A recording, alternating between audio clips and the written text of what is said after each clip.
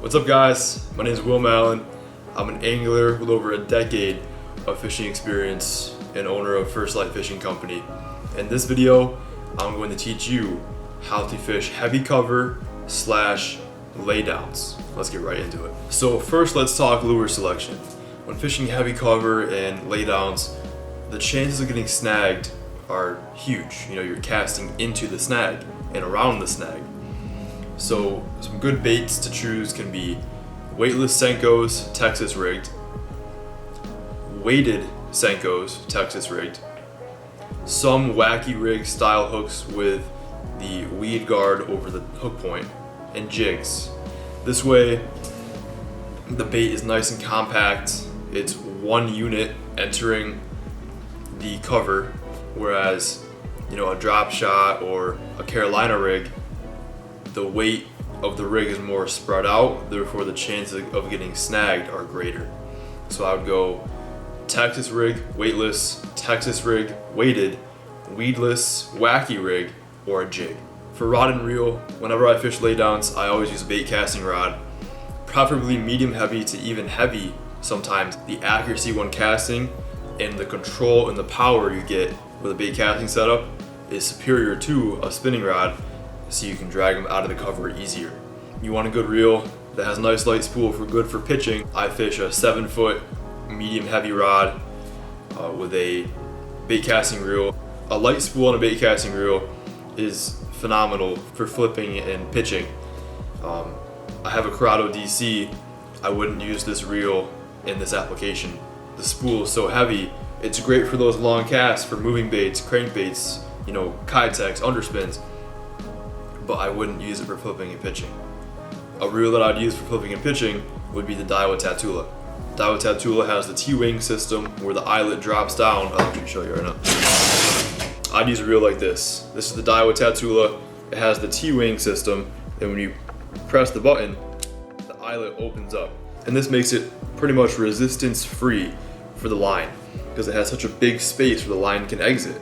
And this makes it so much easier to pitch your baits in. And also, that spool is so light, all the porting on it, that if you're fishing, even if you're fishing a weightless Senko, you can get it in there no problem. So I go with the Daiwa Tatula, and this is a 8.1 to 1 gear ratio. I like a high speed reel, just so you can catch up with the fish if they grab it and run towards you. Okay, let's say for instance, this paper is the water. And when you're fishing, you see a nice laydown, you see a nice juicy looking tree. This is the trunk, and these are all the branches coming off. This is what you can see above the water. And you may think if you cast right here, if you cast right here, or if you cast right here, that you won't risk getting snagged because you're just outside the structure, not in the structure. But the thing is, trees are like icebergs. You see less than half of what the tree actually is when it's floating in the water. So what the tree really looks like is something more like this.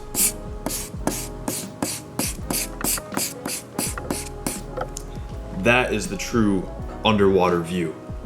So this being said, when fish find a laydown, it's great structure, it's a great hideout, a good ambush point to sit in and wait for bait fish to come swimming by. So if I was a bass, I wouldn't be all in the jungle of the tree. I'd probably be somewhere here, somewhere kind of in the outskirts. My fish. Where I can make an easy attack. I can get out of the tree very quickly when a bait fish, crawfish, or other piece of food swims by. The fish could be here. The fish could be here.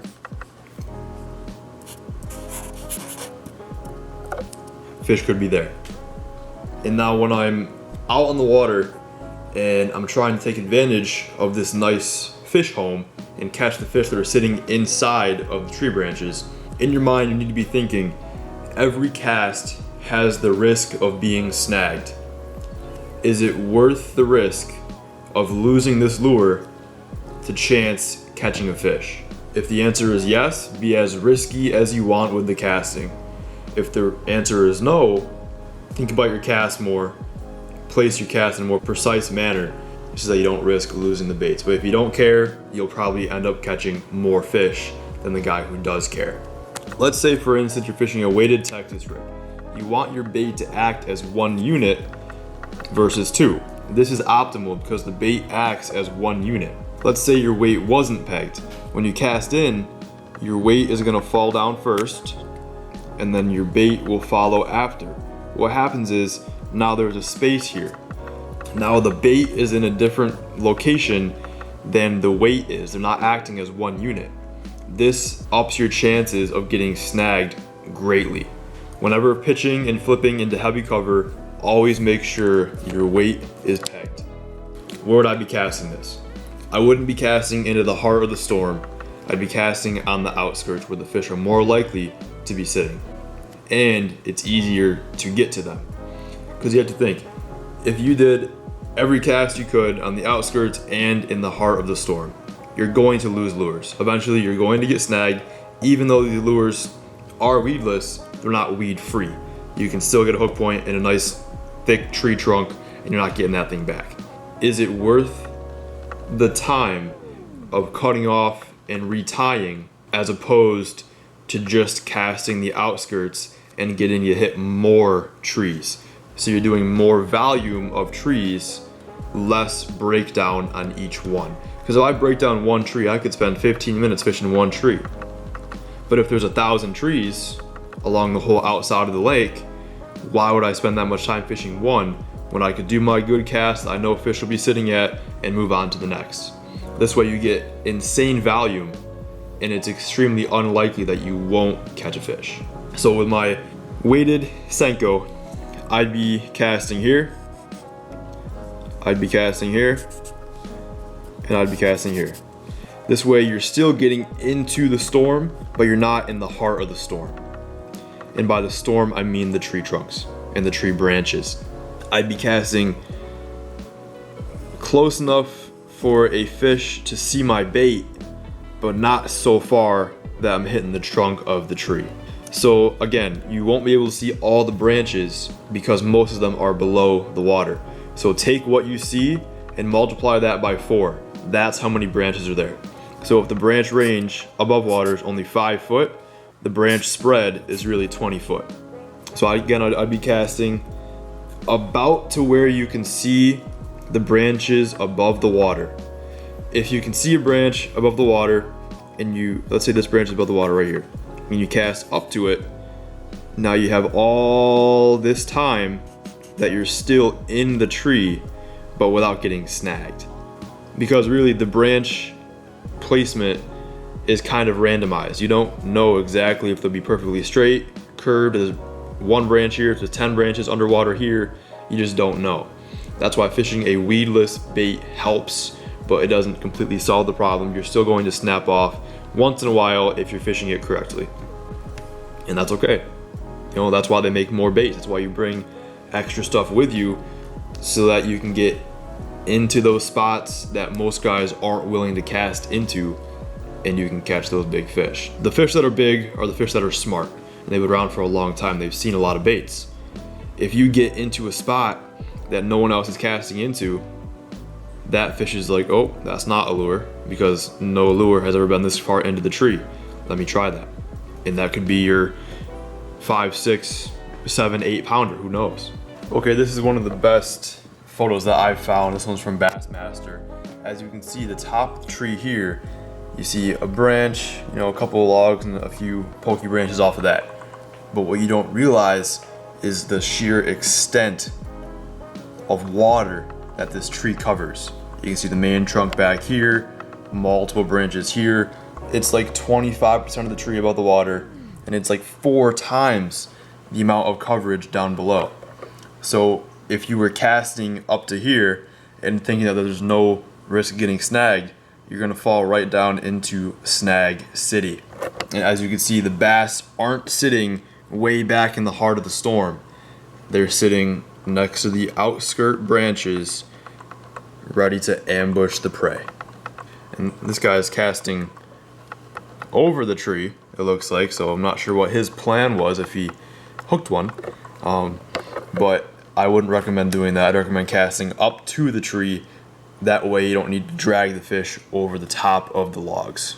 And one more thing that I'd highly recommend for fishing laydowns is using braid.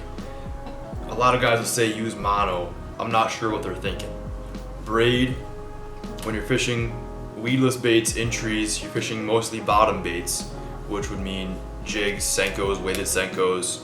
If you're fishing straight braid, the sensitivity is so much higher than fishing mono. This allows you to detect more bites and to feel each branch that you're going over. Additionally to this, fishing tungsten weights over lead will up your sensitivity even more, since tungsten is extremely dense.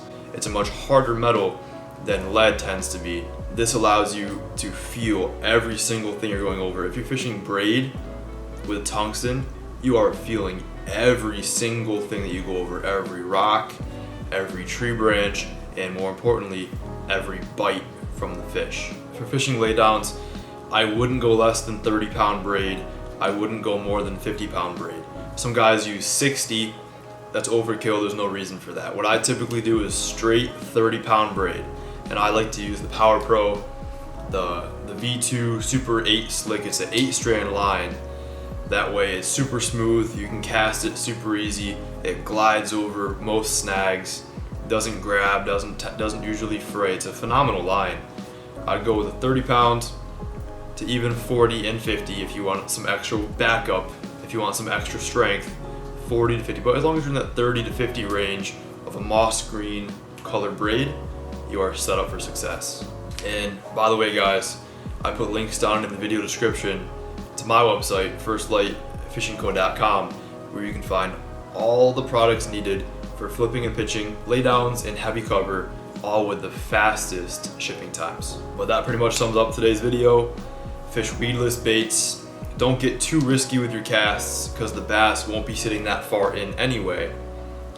Make sure your weights are pegged and your bait is acting as one unit, and run straight braid on a 7-foot medium heavy rod bait casting setup. And if you guys have any questions or comments, drop them down below. I'd love to hear what you guys have to say, what are your thoughts on this, and any questions, I'd love to answer them for you. But thanks for watching, guys. See ya.